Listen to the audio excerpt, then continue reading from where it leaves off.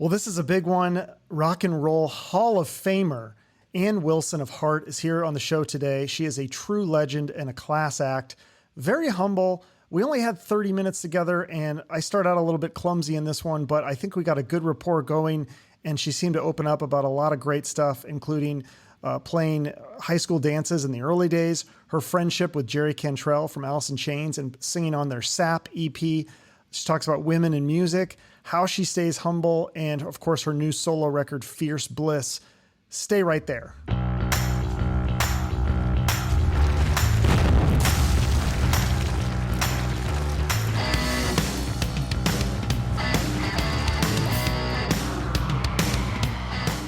Okay, well, welcome Ann Wilson from Heart. It's exciting. I think we have a mutual acquaintance, actually. My brother's wife's sister is married to the lead singer of Train, who I think you have worked with a little bit in the past, right? Pat Monahan? Yes, we did do a show together. Yep. Are you guys like just some more of acquaintances, not good friends? Right. We worked together on a concert in Seattle where Hart was playing and he was a special guest. Is that the one with, and it had Sammy Hagar and Richard Marx, the holiday one? Yeah, it is. Okay. Yeah, that's cool. So yeah, because you grew up in Bellevue and I grew up next door in Issaquah. Yeah. Yeah, but now you live in Florida and I live in Phoenix. We both left for better weather. Yes, we did. We did. We finally got sick of it and moved.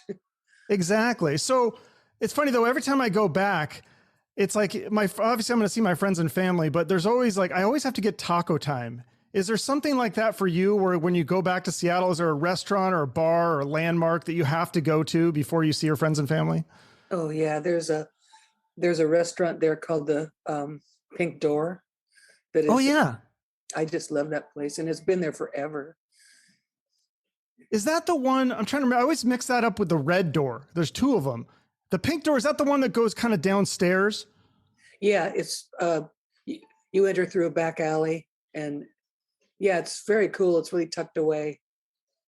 Yeah, don't they have, they have like a stage or something? They have like kind of shows too sometimes? No, you're thinking of the Triple Door. That's there's three different ones. Yeah. Yeah. That's crazy. Okay. Well, so we'll get to the new album, but I do want to talk about some of the old stuff too, if that's okay. Sure. Okay. So growing up in Seattle before the band was called Heart, I mean, how long did it take before you started making money? Cause I heard you say you didn't make money until like 74, 75? Yeah, we didn't even really make any money at the beginning. Our first album, Dreamboat Annie, came out in 1976, I believe. And we didn't see anything from that at first because everything went back into equipment and getting our thing set up to roll, you know. I think the first money we really saw was around the Little Queen time. The second and third album, we started to see checks, you know. Oh, really? That long? Yeah. Well, look at it this way. The artist is on the bottom of the totem pole. I mean, everybody else gets paid first. And then if there's anything left, the band gets to split it up, you know, and that's basically how it was. That's crazy. I just love that you just kept going because you said you weren't in it for the money. You were in it for the glory. Yeah, pretty much. Yeah. And that was way more satisfying than on a creative level than just making money for it, you know? Yeah. And in those early days, I thought this was interesting that you guys played high school dances. Was that when it was still called Heart, or was that when it was called Hocus Pocus? Or well, Hocus Pocus mostly played in clubs. And then when we went up to Vancouver and we became Heart again, we played a lot of school dances and graduations and things like that up in Vancouver and in Alberta and Saskatchewan and stuff. We just started getting in the van and heading out, you know, and we played a lot of that. The first, we played a dance in North Vancouver where I met what's his name? The actor. He's a Canadian actor who now has MS. Michael J. Fox. Oh, yeah, And yeah, yeah. he was the student union president, and he was just a little kid, and he was there and introduced himself and everything, and I remember thinking, wow, this kid's gonna go somewhere. You know? He's got it all together. That's before he was on Family Ties and stuff? Oh yeah, long before. He was just a high school student then.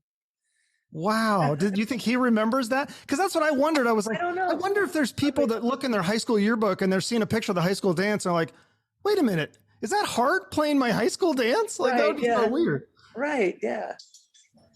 I'm still trying to get my, there we go. That's better. Yeah. Anyways, yeah, I thought that was interesting that if people went through their old yearbooks and saw you guys at their dance, that would be amazing. Yeah. I mean, there must have been somebody out there that saw you guys and thought, this band's really good. I think they might make it. Yeah, well, we kept getting asked back, you know, like there must have been something we were doing that got people off, because after a point, we didn't have to search for gigs. They just started coming in, you know. Yeah, no, and it's just cool to see. I love seeing the evolution of whether it's a band or someone's acting career. All that stuff is so cool to see, where they start at the bottom and then they just work their way up. It must have been, sorry, no, go on. I was going to say, yeah, because that's how young musicians form their thing, whatever their thing is going to be, is by playing and playing and playing in every place you can possibly play, and learning things and making mistakes and fixing them and getting better and better. And I don't think that's as prevalent today. I think a lot of people plan for an audition, like on The Voice or something, one of those shows.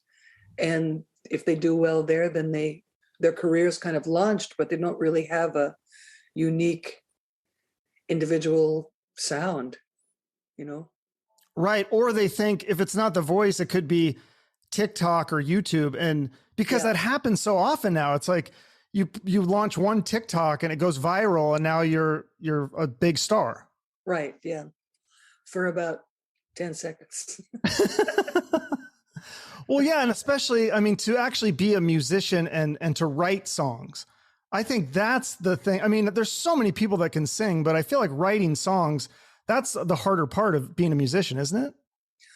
Well, to come up with something original, yeah, it's not easy, because there's so much saturation of millions and millions of songs now, and artists. And as Bob Dylan once said, everything's been done. It's just a matter of doing it slightly differently, you know? So coming up with something original is difficult, for sure, but worth trying for. Yeah. Well, and I'm sure you probably talked about these songs a million times, but Crazy on You. I think that when I started this research for the interview, I was like, I got to listen to some old Heart. And I was like, God, that song, it still just stands up so well.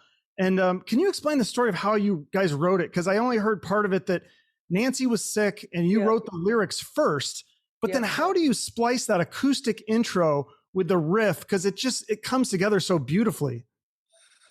The riff came kind of last. I had the words in their complete form. Nancy came up with the chords, the chord progression.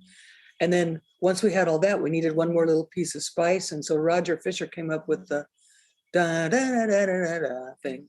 And and then it was there, you know, it just kind of said hello. It's crazy how that stuff just fits together so well. Yeah. Different things that, you know, you wrote this part and somebody else wrote the other part. I mean, it's just amazing but it all works together perfectly.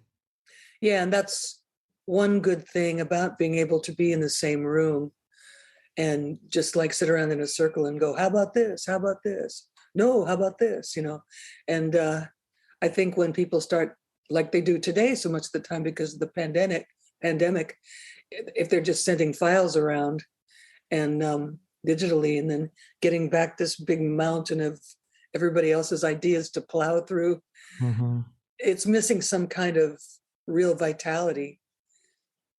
And right. Yeah. There's good and bad, because on the one hand, I mean, you got smaller artists who, you know, don't have the money to fly, but they can work with somebody in Europe and Seattle. But then at the same time, it's like you said, then you're also missing that connection, personal connection of being in the same room. Yeah. Yeah. I mean, sometimes it works for some people. That's never worked for me yet, but, you know, hopefully we're at a point in the pandemic journey where we won't have to do that much anymore.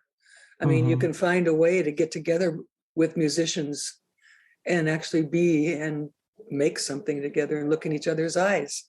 Yeah, I love it. That's great. Well, so when you had all that early success in the 70s, did you feel justified? Like did you feel like you had the glory at that point? Was this like the happiest you'd ever been in your life, or was there still feeling like something was missing? Well, it was pretty glorious at first because nothing had gone wrong. Like everything was just completely forward march. And we had like a 5-year plan of how we were going to do this thing and get from 0 to maybe a gold record, you know. And I mean, that was the goal. And to play the more and more shows, bigger and bigger shows, and just develop it. And so, yeah, it was really exciting. And I think that because we were a rock band fronted by 2 women, there was particular interest given to us at that time. A lot of people asked us the question that's impossible to answer, and it was, what's it like being a woman in rock? You know, well, what's the answer to that? I don't know. Because I've never been in anything else. I can't compare it. Right. But one thing that's intriguing to me about that is, you know, I interview all these musicians and rock stars, and of course they all have like, you know, their little groupies and their fans and stuff. And I was thinking about that. It must be weird as a woman because you must have like some male admirers but that's such a different, you know, relationship. You have to have these male admirers. I mean, it's probably, you know, the way I hear women talk about, they're not as flattered by some, they're more like annoyed by that. Yeah. Well, I never was annoyed because I don't take fans for granted, whoever they are. But I don't think women receive the same kind of groupie attention in terms of sexual exploitation and stuff like that. They don't receive that as well. But I think if you look at men admiring you and find something wrong with that and annoying about it, you're taking a lot for granted there. That's a good perspective to have. Absolutely. Yeah. I love that. And okay, so, you know, going through your career, we don't have time to go through the whole thing, but the 80s, that was a fun time. I mean, I was a kid, so a lot of those songs, you know, have a nostalgia thing to me, but you don't play a lot of those in concert now. Yeah, I don't feel that a lot of those songs really stood the test of time. A few of them did, like These Dreams and Alone and What About Love, and maybe, yeah, those types of ones were good songs. They were well written and they could have been done by anybody and been hits, you know, and still been around 35 years later, 40 years later. But a lot of them were just given to us from this sort of LA songwriter pool. And that's what the record company wanted at that time. So we did it. And there are a lot of songs that couldn't keep me interested, you know, that they didn't hold me, you know, there just wasn't enough substance for me. Yeah. It's always interesting to think, like, what if you guys would have said, you know, screw you, we're going to keep, because the songs that you guys wrote are the classics. Like the ones that are in all the movies and TV shows, I don't think any of those 80s ones are in it. It's always like the stuff from the 70s that you guys wrote. Yeah, that's right. And we knew that back then. I mean, we didn't know about the movies and all that kind of stuff, but we did know that the stuff that we had written was the stuff that we fit the best with and that lit up the best when we did it, you know. And, we sounded okay when we did Nothing at All and those types of songs, but it wasn't really hard, you know. Right. No, it's different. And then, of course, the music scene changes again in the 90s. And then there's a whole Seattle thing, which is really cool that you're kind of a part of that, right? I mean, explain to me how you guys, or I don't think Nancy, it was just you, sang on the Alice in Chains Sap EP. Yes. That was before they had really blown up. So how did that come about? Well, Jerry Cantrell and I had become friends. I think we met at a party and we just hit it off. We were joking around, and it was a house party over a weekend, and everybody else it was a big, wild, fun party. Everybody else went to bed, crashed out, and he and I stayed up and cleaned up the house all night long. And, and we're just joking around and happy. And it was at Nancy's farm where we had a bunch of horses. And so Jerry and I ended up taking stuff from the vegetable platter down to the horses, at 5 a.m. and stuff. It was just really a fun time, and our friendship was cemented. And so then when Alice was going to go in the studio and they were working on that record, he just thought of me and he said, come on in, we could use a super high voice. So I did. And they're like brothers now, they're really good people. That's so cool. It's interesting to think of Jerry Cantrell joking around, because like the music of Alice in Chains, a lot of it is so dark. No, but he's hilarious. And so is Mike Inez. They all are, but especially Jerry and Mikey are just, they could have been stand-up comics, And really? Yeah. Oh, I got to get those guys on my show someday. Yeah, you should. Yeah. So, and Mike Inez was in Heart for a little bit. That's kind of cool. Yeah. He was in for at least a year. Yeah. And we toured all over. We went to Europe. Yeah. And oh, and then you performed with Jerry at the Rock and Roll Hall of Fame. Yes.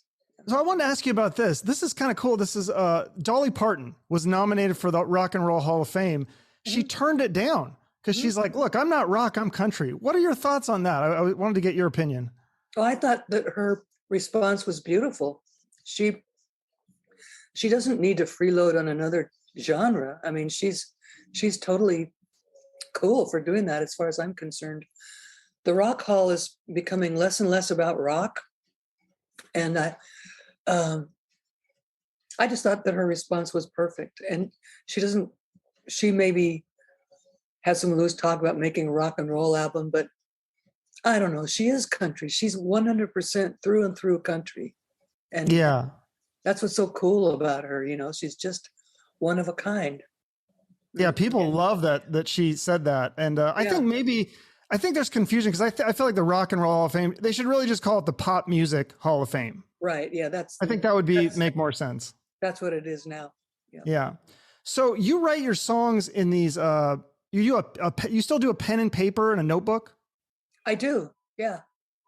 So what happened to all these? Do you keep all these notebooks? Like, I mean, there's got to be some of those that'd be worth a lot of money if that's like a really cool artifact to have the original lyrics to some of these classic songs. Yeah, I know. And I haven't been really that responsible about preserving the old ones, like, I don't know where they are. I think maybe Michael Fisher has some of them. And I've just got the ones from the last 20 years. Well, that's still very cool though. But yeah, I just thought that'd be interesting to see the original, like handwritten lyrics to some of these songs. That's pretty amazing. Well, so you're using this on the new album. This is how you wrote the new album, Fierce Bliss. I love this title. Comes out April 29th. The first song I heard was the Missionary Man. And I love, this is a great song. It's a cover. This is your Eurythmics song, right? Yeah. Yeah. So I'm listening to the song and I'm going, wow, this guitar solo is really good. Who played the guitar? It's Kenny Wayne Shepherd. Yes, how did that come about? Yeah, he's a good guitar player. He's got a future. I can hear it. Yes, he does. Kenny Wayne and I have an attorney in common, and it was this man's idea for us to pair up. And I had never met Kenny Wayne before. And he came into the session for Bridge of Sighs and Missionary Man. And once again, we just hit it off. He's really great, down-to-earth human. And then went and just nailed it, played his butt off. It was great. Yeah. You know what I love about this album? So when I think Ann Wilson solo album, I was thinking more like a Eric Clapton acoustic Tears in Heaven. This thing, no, it's like this. You have some rockin' songs on this, and then even some of the slower songs, they're still kind of heavy and they have like a dark vibe. And so, Yeah. Moment in Heaven, I think that's one of my favorites. And this is about, I had to look this word up, anti-Hollywood screed Yeah. thing. Yeah. I didn't know what that word was. I had to look it up. Explain to my audience what screed is, because I'm guessing they don't know. Oh, it's just like a vent. And when you just go off on something and in words, and you just go, well, here's what this is and here's what I think about it, Yeah, it was, I couldn't resist taking a poke at the Hollywood star maker machinery in that song. And what do you think about the Hollywood? Have things changed in your lifetime over? I mean, it seems like things are different, at least. I don't know if it's like where you want it to be, or what do you think about that Hollywood star maker? Well, I think that the rules are still the same there. The only thing that's changed is that there are a whole hell of a lot more women involved, but they still have to follow the rules. They have to be at least triple threats. They have to be able to sing like Christina Aguilera. They have to be beautiful. They have to be able to dance and wear little skimpy costumes and be super hyper sexy. So see, not that much has changed in that regard. But I think it's a good start that there are so many women who are being allowed to do it now. When I first started, it wasn't like that at all. It was just women were more or less like a novelty. And on the radio, which was our main source of music in those years, they wouldn't play more than one female artist in an hour, just because I guess it was too distracting or something like that. You had to be either a folk singer or a disco diva type. And that was it. I mean, those were the two costumes you could wear and get played. That's fascinating. Yeah, because I guess I never like really thought of that, but I don't remember that in the 80s, and I never counted like how many women and stuff. But no, there wasn't definitely not a lot of female rock. I think that's what's so interesting. And I hope there would be more of that, because it seems like a lot of females go the pop route, but I like hearing females rock. Yeah, it's tricky because rock was a form that was invented and perfected by men, right? To sort of suit their masculine, more aggressive nature and more out there. They can get wilder and more vulgar and it's still cool, Women have to invent their own parallel universe when it comes to rock. And some of them are, like Lizzie Hale, I think, does it. I think Billie Eilish is doing it. There are some examples of women who are really making rock their own and not just trying to jump on the back of a male form. Do you have any interest in taking someone under your wing that's like mentoring, or are you too busy with your own career and stuff to do that? Well, yeah, I'm super busy. And I think if I had a lot more time, I would definitely do that, because I see so many, like watching YouTube, I see so many young women and I just have things to say to them. I'll be yelling at the screen like, don't do that, or, hey, that was great, That'd be funny if you commented. And like Ann Wilson commented on your YouTube video and people were like, yeah, right. Okay. Like fake Ann Wilson, but it was really you. Don't do the dog whistle, Okay. Sorry. Back to your album, Black Wing. That's another cool song. This has almost like an Alice in Chains like vibe to me. And this was kind of about the lockdown. Is that what's going on with the song? Yeah.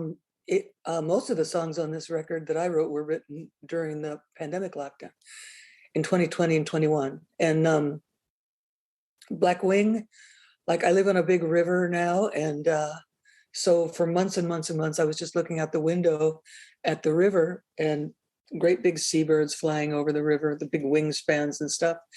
And I just thought, I guess I started talking to them because they were so free. And I felt almost envious that they're the free beings now, and I'm stuck in a cell. So that's where Black Wing came from. So when you write a song like that, is that cathartic? Then you kind of get those feelings out, or does it just take you deeper into that feeling locked down and trapped? Oh no, you definitely get them out. It's like singing the blues or anything else. They make you feel better about your problem because you've actually made some progress on letting it out, unpacking it, you know. So yeah, I felt better after Black Wing was written. And what about Fightin' for Life? Because that's another dark song. And I didn't see anything in the notes about from your publicist about that one.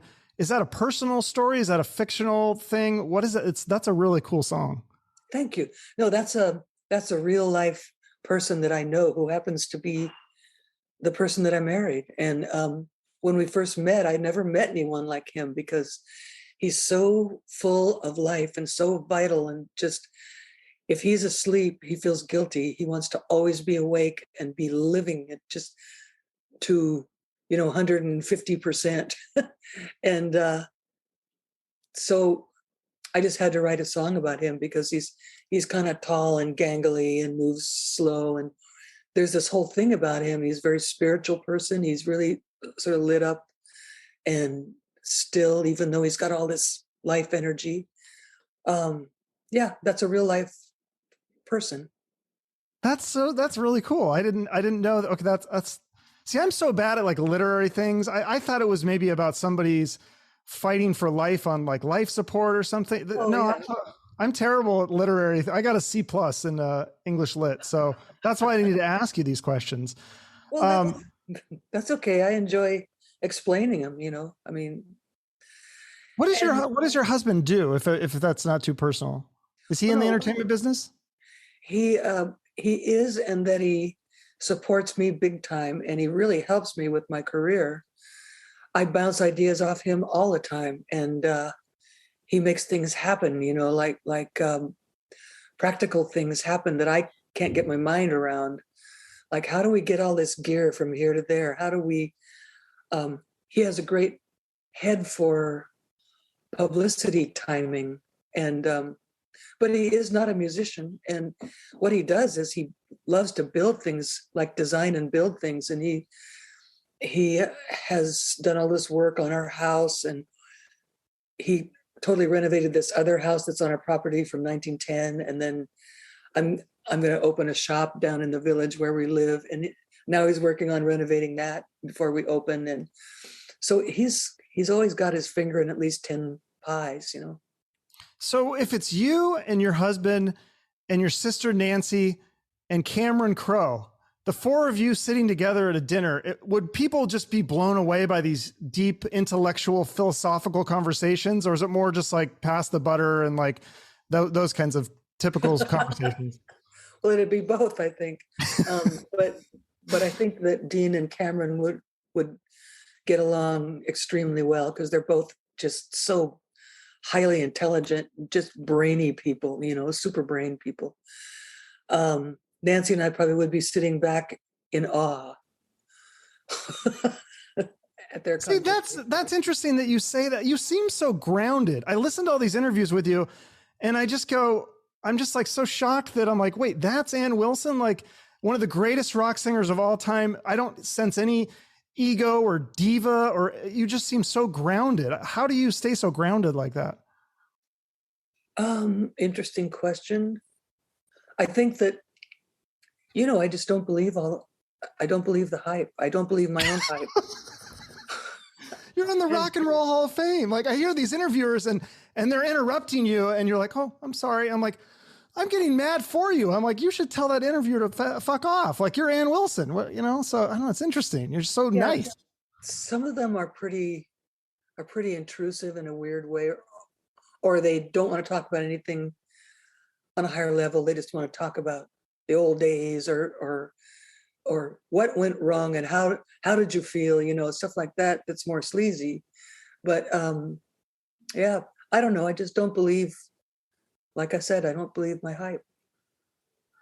Well, I guess that's working because you're making amazing music. And so I can say that it's amazing for you. So and I think that sounds Well, better than you saying it's amazing. thank you. Right? Yes, I think so too. I know you got to get going here, but quick, when you do those solo shows, I thought this was interesting. You do a cover of Sixx AM, the song Permission. Uh-huh. And I was trying to figure out, I was Googling, like, why is this, is there a story behind this? I'm a huge Motley Crue and Nikki Sixx fan. So how did this come about?